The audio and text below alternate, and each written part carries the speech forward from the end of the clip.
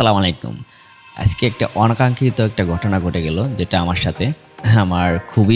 আমি খুবই ভয় পাইছি আসলে এটাতে। কারণ হচ্ছে গিয়ে আমার লাখ টাকার ড্রোন নিমেষেই শেষ হয়ে গেছিল। কারণ নতুন একটা ড্রোন আমি কিছুদিন আগে পারচেজ করছি। মানে কক্সবাজার আসার আগে আমি এটা পারচেজ করছি। এরকম যে হবে এটা কখনো ভাবতে পারি নাই।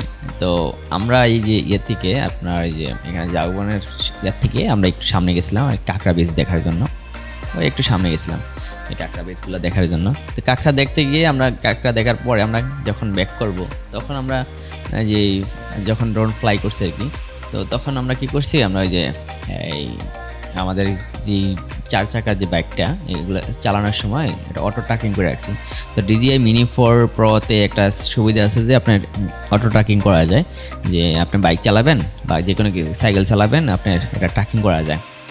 তো সেই সুবাদে আমিও ট্র্যাকিং করে আমি অটো পাইলট অন করে রাখছি। তো আমার আর চিন্তা ভাবনা নাই যে ড্রোন আসতেছে, আমি আসতেছি, যাইতেছি। যাইতে যাইতে কখন একটা কাহিনী হয়ে গেল সেটা ভাবতেই পারি নাই। এদিক দিয়ে আমি যখন যাইতেছিলাম এই যে এলাকাটা, এখান থেকে এই যে এখন অটো পাইলট ওপেন করছি আমি। অটো পাইলট ওপেন করার পরে এই যাইতেছিলাম, তো কয়েকবার আমার অটো পাইলট আর কি এটা অফ হয়ে যাইতেছে, বারবার অন হইতেছে, বারবার অফ হয়ে যাইতেছে। তো শেষ পর্যন্ত আমি গাড়িটা দাঁড়া করে আমি ড্রোনটা আমার কাছাকাছি আনার পর অটো পাইলট ওপেন করে দিই।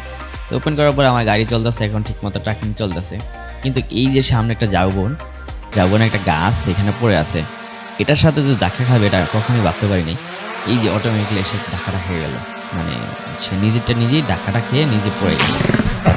আল্লাহর রহমতে এখানে পড়ার সাথে সাথে সে মাটিতে আর পড়ে নাই, সে সোজা অটো পাইলটে যখন চলতেছিল তখন সে বাইপাস করে চলে যেতেছে চাইছিল, বাট বাইপাস করে যেতে পারে নাই। কারণ হচ্ছে গিয়ে এই জাগবনের ছোটো ছোটো যে গাছ ডালগুলা, সেই ডালগুলার কারণে সে তার করতে পারে নাই, সেন্সরে কাজ করতে পারে নাই। তো যার কারণে সেখানে একটা ধাক্কা খাওয়ার পরে সে এভরিথিং সব কিছু মানে ড্রোনের যে 4টা প্রাপেল আছে, প্রাপেলগুলো সব বন্ধ হয়ে যায়, মানে মোটরগুলো বন্ধ হয়ে যায়। বন্ধ হওয়ার পরে সে নিচে অটোমেটিকলি পড়ার পরে একটু পরে আর কি তার অনুযায়ী আর কি অটোমেটিকলি সে আবার স্টার্ট হয়ে মাটিতে আর পড়ে নেই, স্টার্ট হয়ে আবার রান করে, ফ্লাই করে আর কি। তো ফ্লাই করার পর আমি এটা চেক করলাম, আমার ড্রোনটা চেক করার পরে দেখছি যে আলহামদুলিল্লাহ কিছু হয় নাই। খুবই ভয় পাইছি।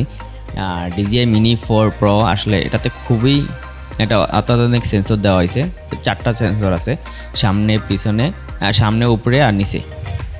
তো সেন্সরগুলো খুব সুন্দর করে কাজ করে, বাট ওই যে ছোটো কিছু ক্লিপ ইয়াগুলোতে আপনার সে ক্যাচ করতে পারে না।